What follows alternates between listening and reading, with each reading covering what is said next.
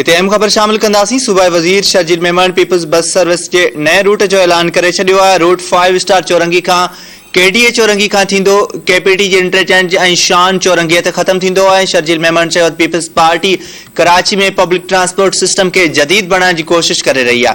अहम खबर आहे हम शेयर कयूं पिया। सूबाई वज़ीर Sharjeel Memon Peoples Bus Service के नए रूट जो ऐलान करे छॾियो आहे। रूट 5 स्टार चौरंगी खां केडीए चौरंगी खां थींदो केपी इंटरचेंज ऐं शान चौरंगी ते ख़त्म थींदो। शर्जील मेमन चयो आहे पीपल्स पार्टी कराची में पब्लिक ट्रांसपोर्ट सिस्टम के जदीद बनाने की कोशिश कई है।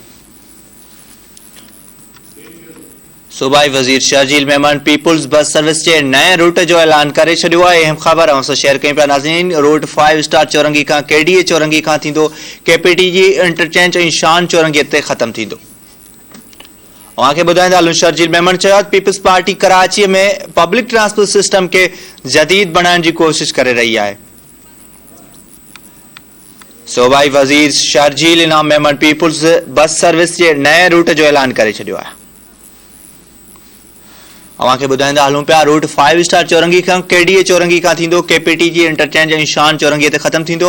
ॿुधाईंदा हलूं शर्जील मेमन चयो पीपल्स पार्टी कराची में पब्लिक ट्रांसपोर्ट सिस्टम के जदीद बनाने की कोशिश करे रही है।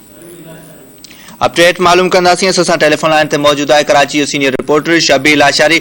शबीर, आगा कजो, सूबाई वज़ीर पीपल्स बस सर्विस के नए रूट जो ऐलान किया है। जी बिल्कुल रिजवान, ट्रांसपोर्ट खाते सूबाई वज़ीर शर्जील इनाम मेमन की सदारत हेठ इजलास में पीपल्स बस सर्विस के नए रूट के आगाज की मंजूरी दी वही है। कराची में सूबाई वज़ीर शर्जील इनाम मेमन की सदारत हेठ थियल इजलास दौरान पीपल्स बस सर्विस के नए रूट से सुभाणे खां बसूं हलाइण जो ऐलान किया वियो।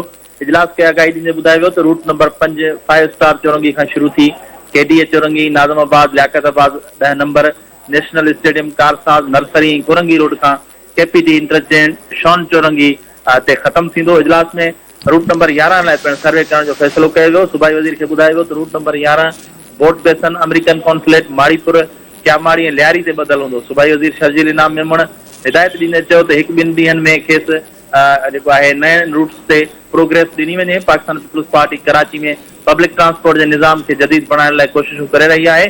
शर्जील इनाम मेमन चयो त BRTs ऐं पीपल्स इंट्रा डिस्ट्रिक्ट प्रोजेक्ट मुकम्मल थियण सां कराची जे शहरनि जो पुराणो मसइलो हल थींदो। जी ठीक है, वॾी महिरबानी शबीर लाशारी तफ़सील ॾिना।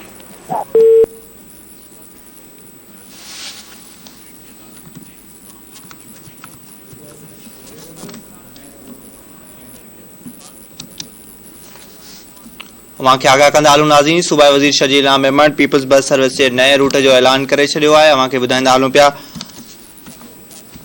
रूट 5 स्टार चौरंगी खां केडीए चौरंगी खां थींदो केपीटी जी इंटरचेंज ऐं शान चौरंगी ते ख़त्म थींदो। पीपल्स पार्टी कराची में पब्लिक ट्रांसपोर्ट सिस्टम के जदीद बनाने की कोशिश करे रही है। शर्जील इनाम मेमन जो इहो चवणु आहे।